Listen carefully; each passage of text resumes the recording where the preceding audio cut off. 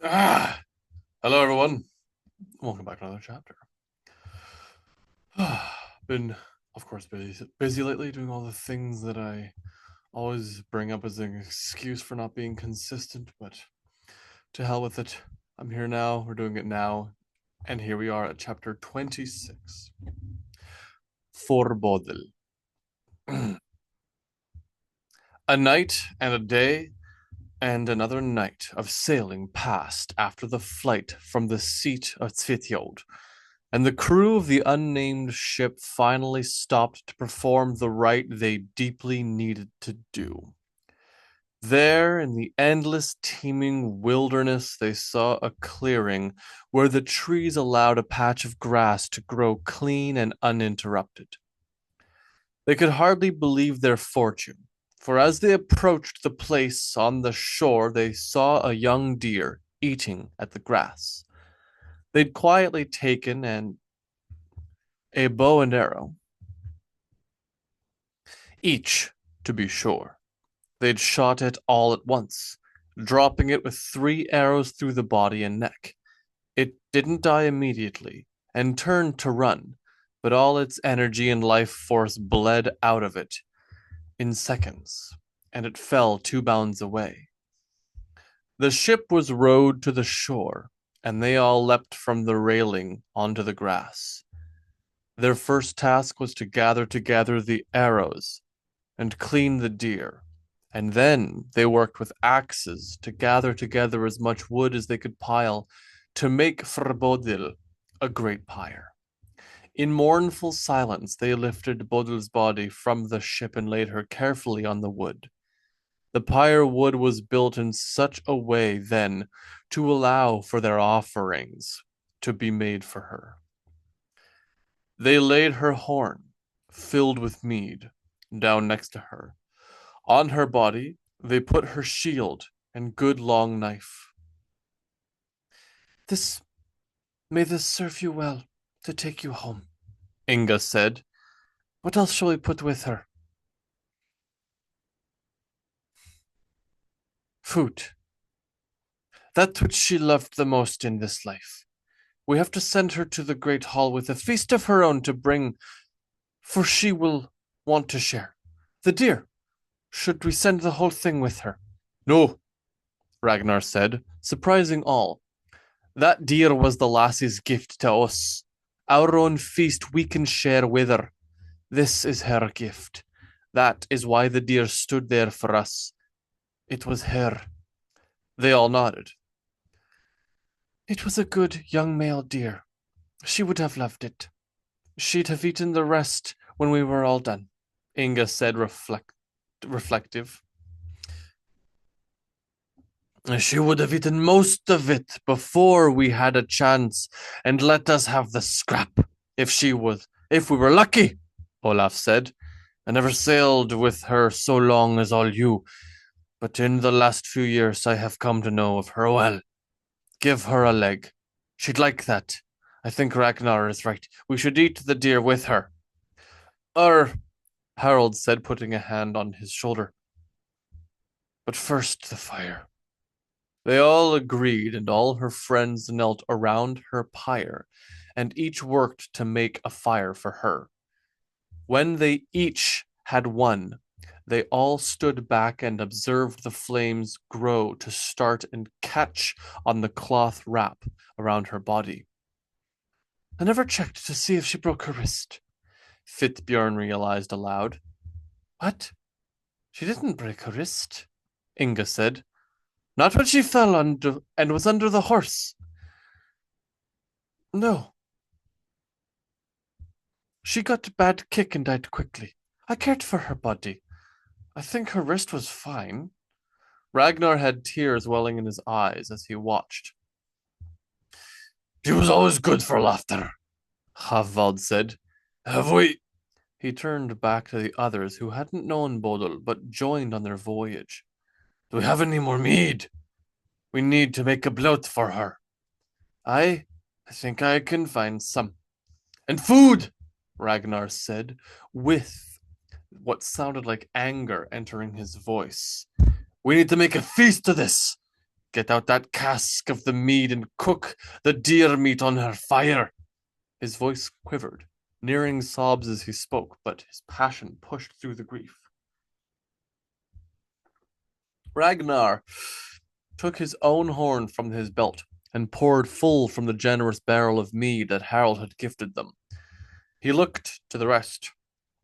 All of you, go on, fill your cups and drink with her. They all jumped to do as he'd ordered.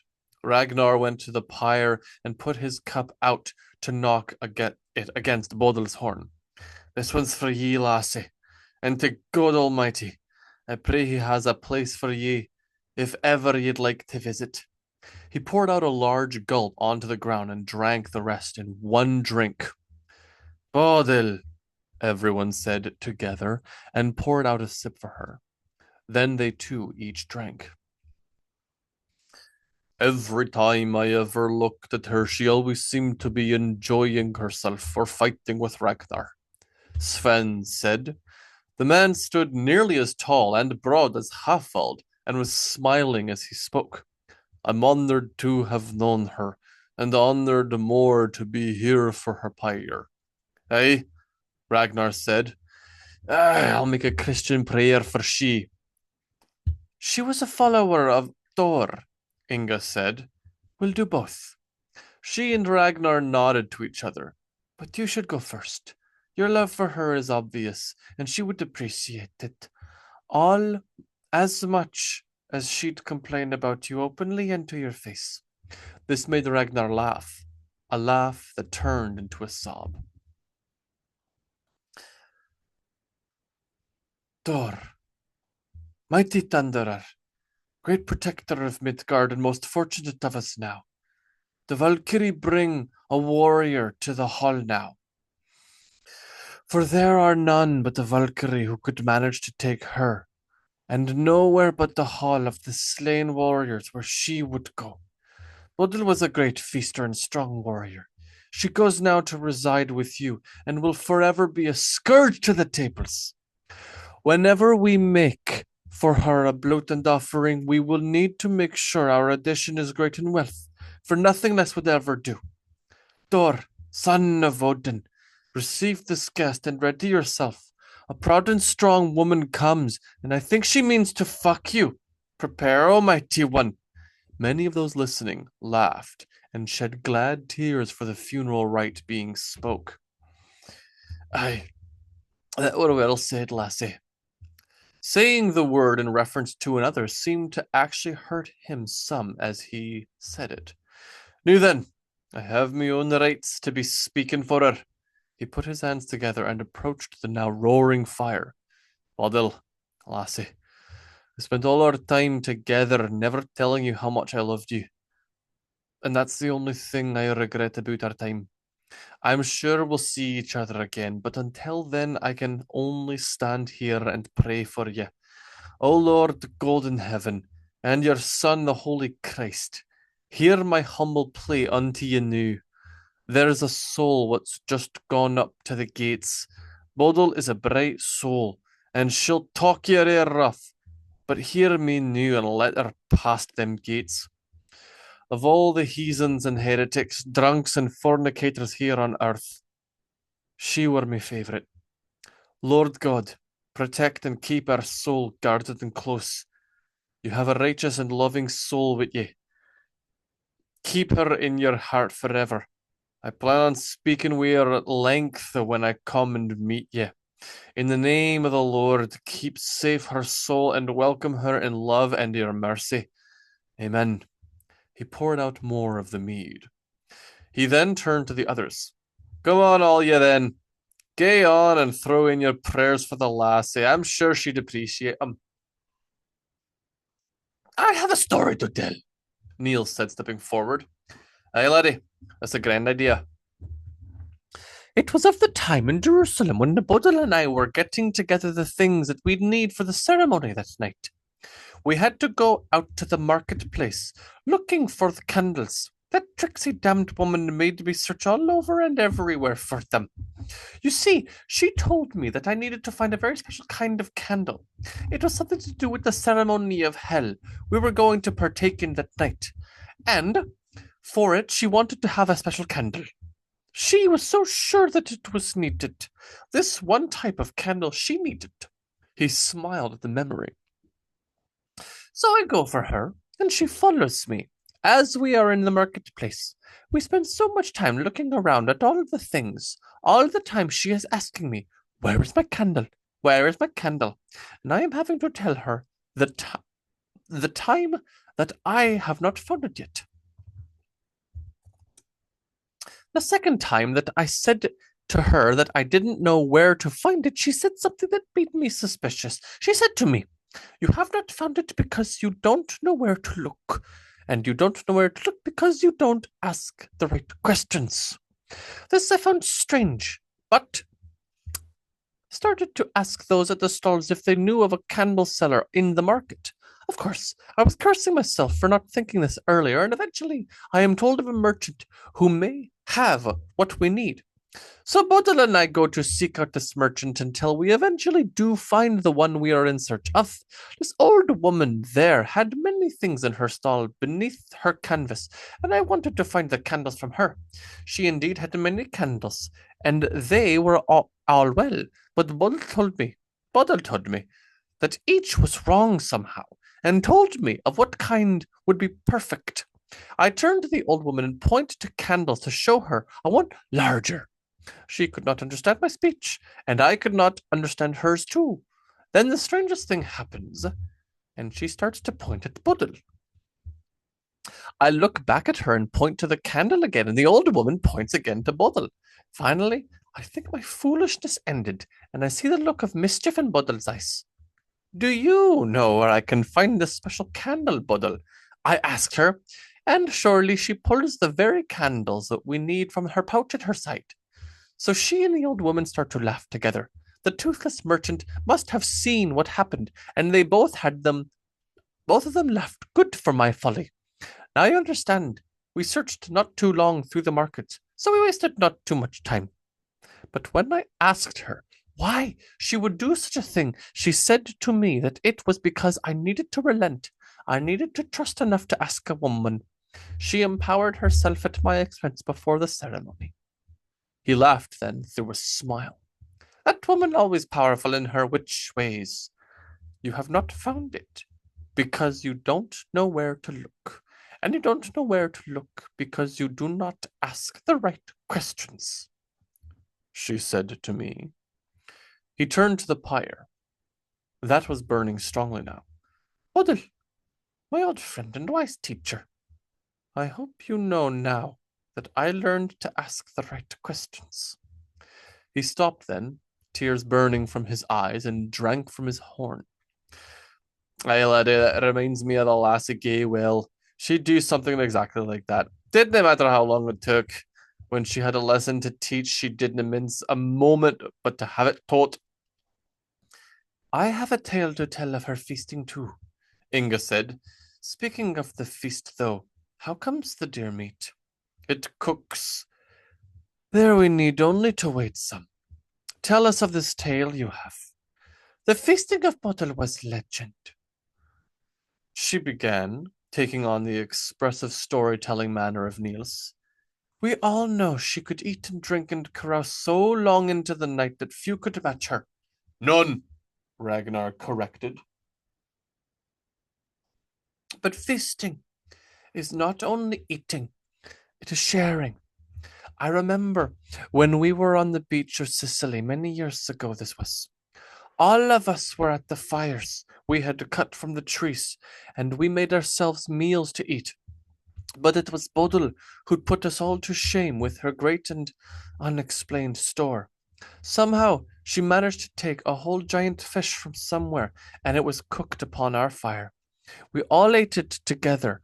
She was always certain that we all had enough to eat. That was her way.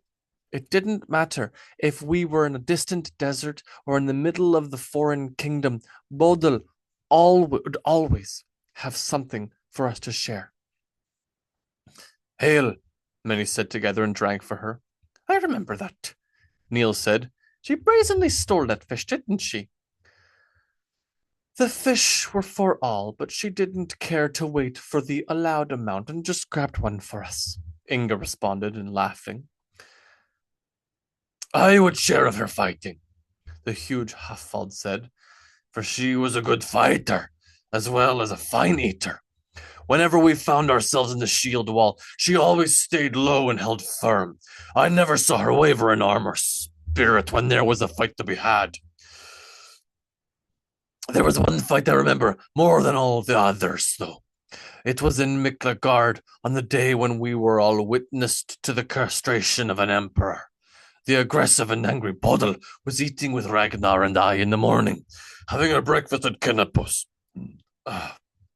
Kenapus, Ragnar said. I'll miss him. And as we ate, Hafvald said strongly, taking back the attention, we were found out by some local people who would rather have fought with Varangian when there was public feeling against us. Harold was in jail and our reputation was legend to all. We three were eating, Bodil eating the most, and then 5 men come into the place and were looking for any who were Varangian. The men said something commanding to us in their Greek tongue. Who knows what they were saying? Something clever, no doubt, said Stephanos, to appreciative laughter. She never feared things getting loud. She could go violent with the strength and power of a boar and just as swift. I, of course, leaned back at their hostility and put my hand to my sword. But the Buddha looked right to the man and said, What? But she said so loudly, so that it was really more of a threat. Then Ragnar said to calm down, and she rounded on him. He smirked at the memory. She said that she wanted to know what he'd said, and then turned back to the man, demanding that he speak again. This time the man put a gripped sword on the table to threaten us. Then in a flash, I see that long dagger Bodil wields appear and stab straight through the man's hand and down into the table. The man screams then and pulls back, and Bodil had a look of hungry rage in her eyes. Ragnar now laughed at the memory. That was when Ragnar and I both stood and drew weapons, but the Bodil was already taking the man's sword. You know those weird swords the Greeks use. And she jumped over the tail, which knocked it down. Still screaming, the man goes down too. Now, the others all drew their weapons and ready to join in, but Bodil was so swift. From where she kneeled on the man, she slashed around and cut vicious at the men. They were all so surprised at the suddenness of her attack that it took them too long to gather and be ready. Fools. With Bodil swinging like a viper and the Ragnar and me at the sides, the fight was done quickly, and we had to go out of Kennepos's place, him shouting after us the whole time. When we were out into the streets and we found that it fast became a whole battle, and we had to jump to find more of our own to join with, and we fought much of this that whole day. I remember that. The lassie had much wine already that morn. I think we all had. It were about the only thing we had to do with Lord Harold were stowed away in a jail there. Ragnar turned to the men who'd joined their flight, but who had not participated yet in the bloating for Bodil. And ye then? Did any of ye know her? I did, said Sven, stepping forward. Not well, but I spoke with her once. She reminded me much of my sister, though she was tougher and far bolder in most things. She were bolder than most in all things, Ragnar said. Never another like this one. What did you speak to her of? Sven laughed. Where to find the long sail. She led me to it eventually. I didn't know her, but I'd seen her with all of you. The woman Skadhild said. She was another addition that had come to join with them. She seemed loyal and good. I'm sure that With love like this, you all show she was a strong and proud woman. They nodded. There was no one like her, and now there is no one like her left, Neil said. But we are left, and we have to continue. The deer is cooked, I think. Turn it or pull it off the fire, Fitbjorn said. He felt an immense responsibility at having been the one for whom they'd all had to leave the host for, and now felt it would be his duty to command the ship. It was a position he'd considered the last day and a half, and felt more and more confident about. Fitbjorn looked to them all and knew it was a good time to make the declaration. One thing he had learned in all his time as a Varangian was the clarity that a leader needed to show to his force. Was he a leader? Is that what had happened? Could he be so? He looked around at all the people who were gathered. They'd fled and were technically outcast or outlawed. No one truly but he and Ragnar would be enforced to obey those orders, though. Everyone, Fitbjorn said loudly. They all looked at him. What do you remember about Bodil Whitecloak? Niels prompted. That's not what I have to say, though I will miss her. There truly was no one like Bodil. He paused and looked to the fire. And there never will be again. But we have to decide what we are to do now with the rest of our time now. Firstly, we need a full inventory of the cargo that we have with us. The man Nathan snickered, and he noted this. And then we need to plan for what next we will do.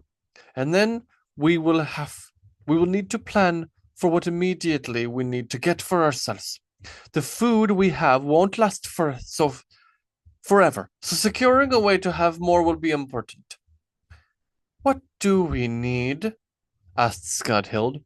He looked at her and saw trust in her eyes as she looked at him. That bolstered his resolve in the moment. Good.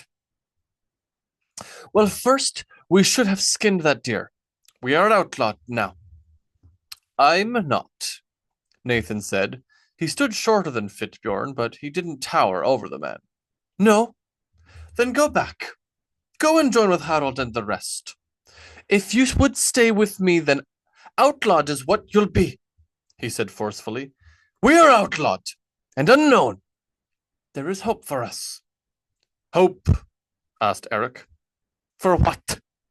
Fitbjorn looked at him and took stock of the man. How do you fight? He asked, breaking the man's thought train. He didn't want to answer. Hope for what? Just yet. I fight with a good steel axe, he said hesitantly, and a sword, but I have my shield on the ship. And to look at you, I see that you are broad and thick of arm. You then are a fighting bear. So bear, you. You Nathan, not so broad, but I know you are quick. You cut and claw viciously. What do you fight with? Ulfbert, the man said. They all looked at him with surprise and no small measure of impressed expressions. Where in the hell did you get such a sword as that? Asked Hafald. It is my father's. It has more value than his house, Nathan said with a laugh. The man wasn't exactly as Fitbjorn had described him. He had some graying hair cutting streaks into the forest brown and had a noticeable lupine face. The famous wolf, Fitbjorn said. You are one of my wolves. Can I see the sword? Asked Hafald. Aye, I'd be glad of a look myself, Ragnar added. Nathan smiled, clearly pleased at the attention. Come and see this beautiful strength of the Ulfbert. He wore the sword on his belt and drew it now for all to see. The clean silvery blade sang a crisp ringing song as it was drawn, and everyone present marveled at it. On the side of the blade, close to the handle, were inscribed the letters for Ulfbert. That is, Halfvald stuttered in his awe. Hold it, Nathan said with a grin, and Halfvald could barely contain himself. He took the weapon and held it with a fascinated reverie that made Inga smile at him like he was an adorable child. Halfveld then danced a quick turn, swinging the blade and cutting the air with nimble grace and deadly surety. This sword would be a wildfire in your grip, Brynulf, Nathan said, standing back. You hold it with war fury to match its power. Does that mean you'll give it to me? Asked Halfvald with mock excitement. Fuck no, Nathan replied, and all laughed. Actually, give that back before your hand set around the handle and doesn't let you go. Take it, Halfvald said in a near threatening tone that also carried a note of jest in it. They stared at each other a moment, and Nathan started to grin at the implied challenge. You've a streak of madness there, laddie. Beside, I want to see it for myself, Ragnar said, and deftly twisted the sword out of Halfvald's grip. They laughed as the tension bled out of the air. Oh, she's heavy, is all he said. He then handed the weapon back to Nathan, handle first, who took it with a nod. I want that sword. Get your own. I'll get you one. Shut up, Fitbjorn interjected. Halfvald is also one of my bears, and Ragnar too. Great and wide, you both. The men looked at each other. I think it's the cold for us, laddie. You kind of live in the climes I was raised in without growing big, Ragnar said. That's the way for many, said Eyford. It's not only for the Scots. Yes, but where they grew large, you grew hot, Fitbjorn said, walking to the men. You have the swift cunning of a wolf, and the look too. What do you fight with? I have my axe, the man said with a shrug. The axe and shield have always worked for me. Fitbjorn nodded. Wolf. Eric. A wolf as well. The man nodded, satisfied. Inga and Niels, you are both my wolves. He gestured to each as he walked in a small circle. Olaf and Harald, you both are warring bears. Sven? Bear. He smacked the bulging shoulder of the big man. I am, Sven said, growling and nodding forward quickly. His eyes widened, and he looked manic for a moment. I have fought as a berserker many times. The ritual takes little time with me before I fall into the tramps of a battle rage. Fitbjorn's eyes widened back at the challenging expression of the man. He thrust his own head forward, and they bashed their skulls together, then laughed together. I too then am a bear, Skadhild said. If he is, and especially he is, then I am strong enough to be called a bear too. She put her fists together over her head, flexing her arms, which showed impressively as she wore a fur shirt with no sleeves and only leather bracers for the cold. There you are. Stephanos. He looked at the large man. Same. And you are a bear too? Asked Inga. Why all this anyway, White Bear? What does this show? We are few, Fitbjorn said. We are 13 only. Fighting for so long in these distant lands against crafty and strong foemen has shown me many things about the ways of warring. The first and most important thing to know is for a strategy. We have to know what we are fighting with and what we are fighting as. What are we fighting as? Asked Eric, with an askance look. Now, we're warriors without an army. We are raiders, fighters, each of us a former Varangian. I was no Varangian, Stephanos said in his accented tongue. Close enough, Fitbjorn said. I don't know bears. They are big. You haven't seen a bear? Ever? That does make sense, I suppose. They are frightening beasts to see. What are you then, you think? Stephanos put his hand to his chin and thought. Come on there, Steffi, what you thinking? Eventually he nodded. I am a cow, he said with an assured nod. Many looked on with a furrowed brow. Hafald, Eyford, and Skadhilds cracked simultaneous smiles and started to laugh.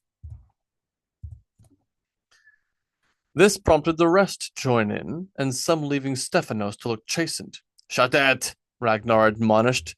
I think he means to say a bull. Is that's it? Is it nay, Steffi? I don't know what you mean, he replied. Close enough, Fithbjorn reiterated, forcefully to quell the laughter and bickering. He looked around. 6 warring bears, 5 ravenous wolves, and an angry bull. 12 northern warriors and a traveller to our lands. A good war band, I say. May the gods bless our fighting. Aye, he will, Nathan said, crossing himself. Ragnar grinned at him. And I think we should name this the ship. This this isn't some great galley that needs a name, Eric said. But it is ours.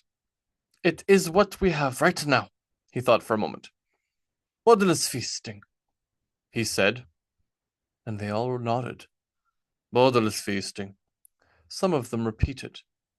He poured out the rest of the horn he'd been holding, and this felt like a final seal to the spell being cast that would bind them all to each other.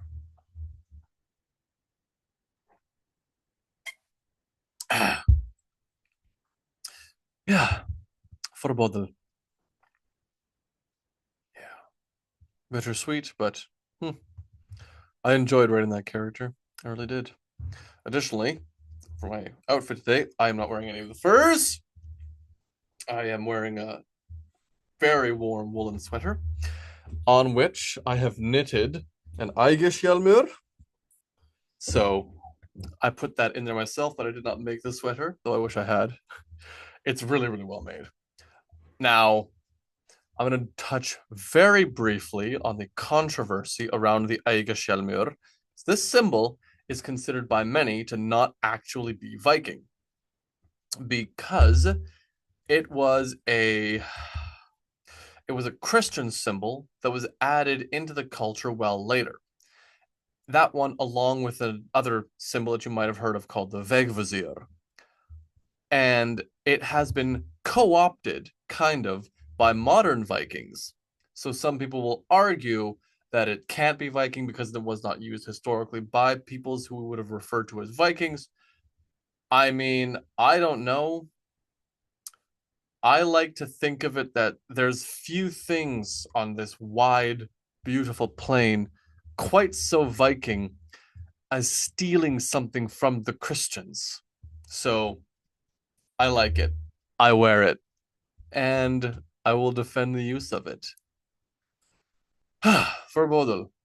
Skål.